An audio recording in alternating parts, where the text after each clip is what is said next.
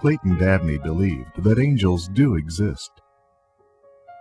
Something told me, instead of looking around like he might have run off since he was only 3 years old, something told me to turn directly back behind me, and there was a hole in the wood, and he had slipped under the dock, and all I saw were his eyes and his little hands sticking up. And so I reached down real quick and grabbed him up and pulled him out. And when I asked him, I said, "Are you okay?" And "Oh my gosh, I'm so sorry, what happened?" He said, "Well, I saw a yellow light, and Jesus and God told me to stick my hand up so you could find me."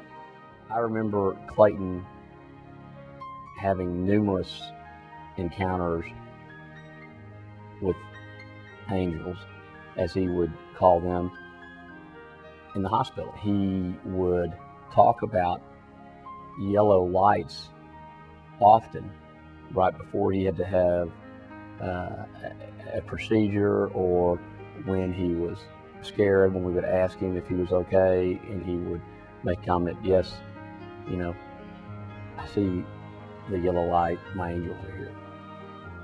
Clayton joined his angels at the age of 6, the victim of acute rhabdomyosarcoma, a rare form of cancer.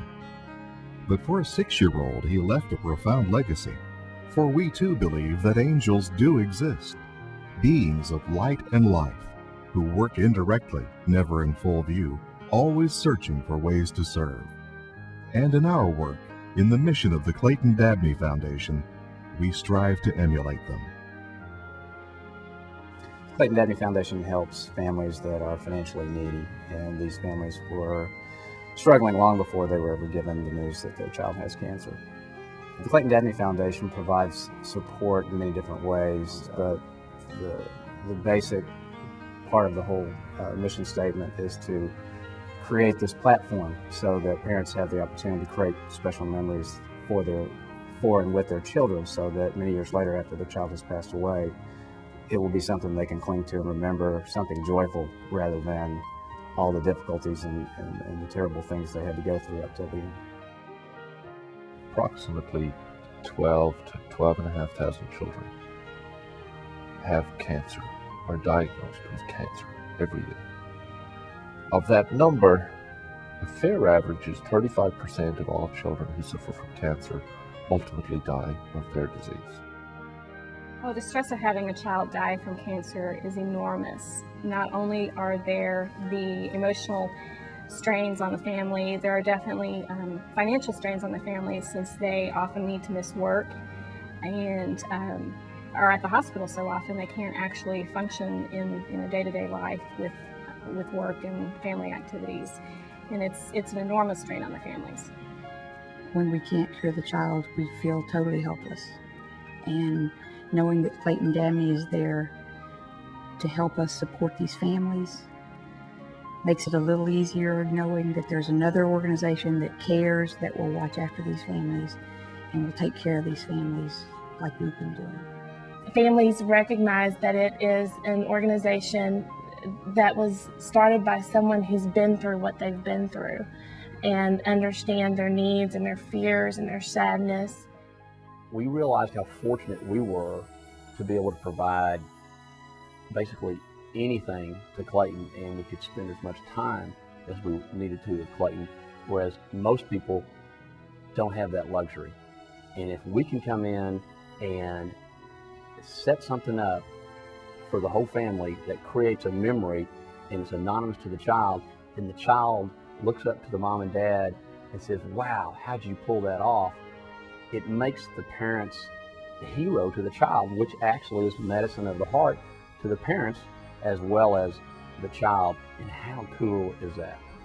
A unique aspect of the foundation is its flexibility in providing support that is specific to the needs of each family. One case request that I remember specifically that came from a 12-year-old boy, and the Dabney Foundation arranged for this young boy and his mother to fly to Miami and see a live taping of his favorite band, which was the Cumbia Kings, on the TV show Sábado Gigante. And once there, the boy was able to meet the band. He got to ride in their limo. They gave him a special Cumbia Kings jacket. And when he returned home, the social worker said he could not stop smiling. It was the greatest moment in his life, and it's a moment that his mother will cherish forever.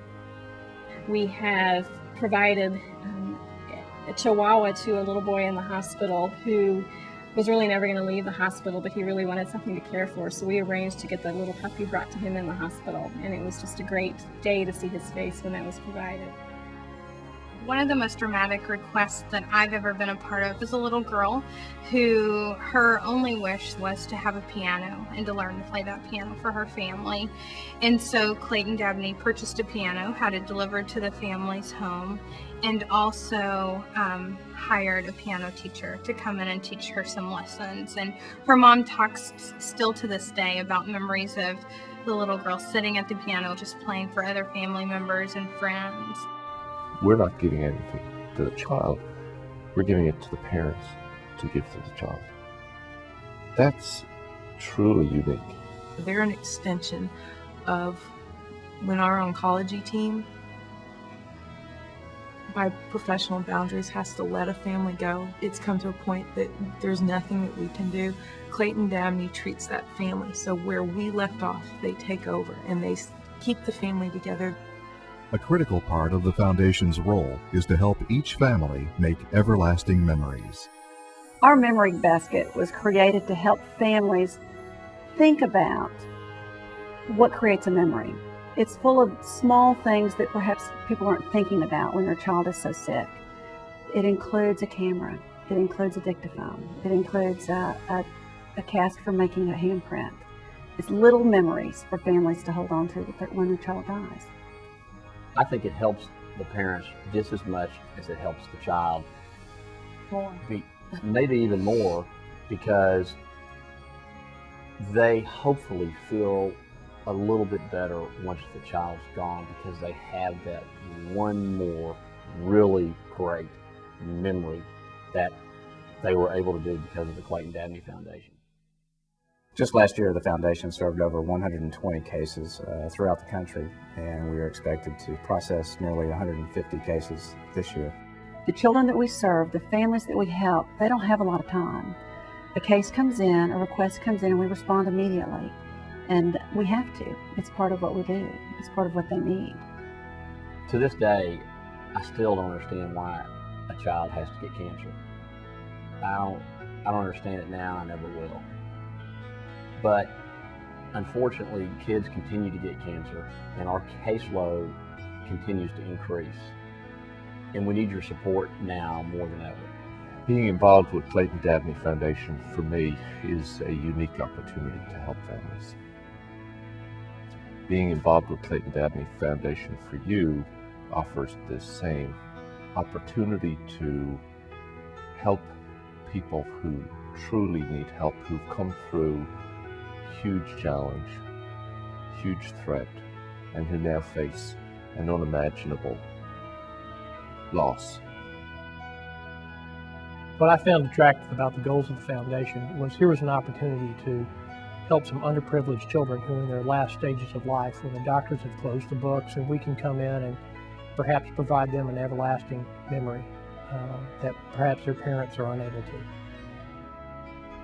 Right now, families suddenly are facing the crisis of their lives.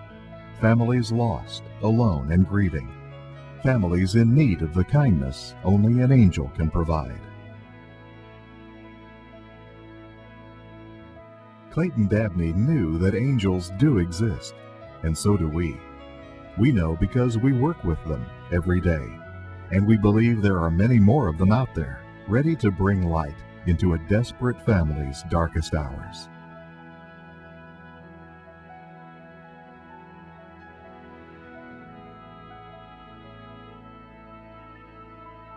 I don't think any of us had any idea that this foundation would help us with the healing process as our family goes through the years.